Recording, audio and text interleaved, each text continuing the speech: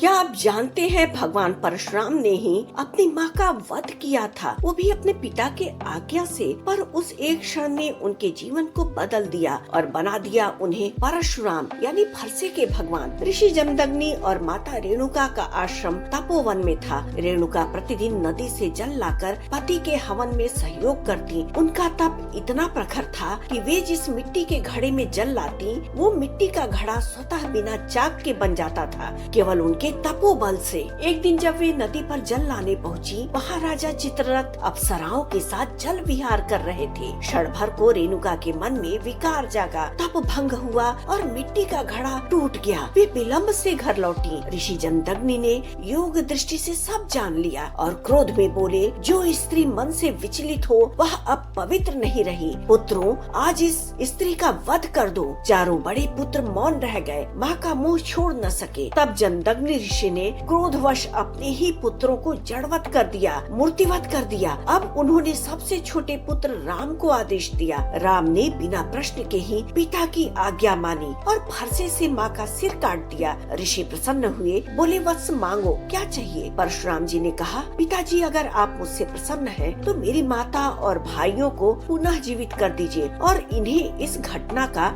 स्मृति न रहे। ऋषि ने वरदान दिया। रेणुका पुनः जीवित हुई, जैसे कुछ हुआ ही नहीं था। पर विचित्र एक बात हुई, जिस फरसे से परशुराम जी ने अपनी माँ का हत्या किया था, वह उनके हाथों में ही चिपक गया। मातृ हत्या का दोष लग गया, जो उनके हाथ से छूट ही नहीं रहा था। वो व्यथित होकर के हर तीर्थ, हर आश्रम, हर नदी में गए, कहीं उन्हें पाप से मुक्ति मिल जाए, पर नहीं मिला। अंततः जब वे अरुणाचल प्रदेश की ओर पहुँचे, वहाँ एक तेजस्वी नदी बह रही थी, जिस नदी का नाम था लोहित नदी। उन्होंने जैसे ही अपना हाथ उस नदी के जल में डाला, फरसा उनके हाथों से अलग हो गया और पानी का रंग लाल हो उठा, माँ के रक्त का प्रतीक बनकर।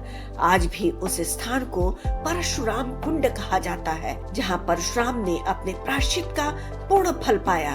परशुराम जी की कथा हमें सिखाती है, आज्ञा पालन बड़ा धर्म है, पर प्रायश्चित का भाव उससे भी ऊंचा। यही संतुलन उन्हें भगवान परशुराम बनाता है, जो क्रोध में भी करुणा और कर्तव्य में भी भक्ति को समाहित कर देते हैं।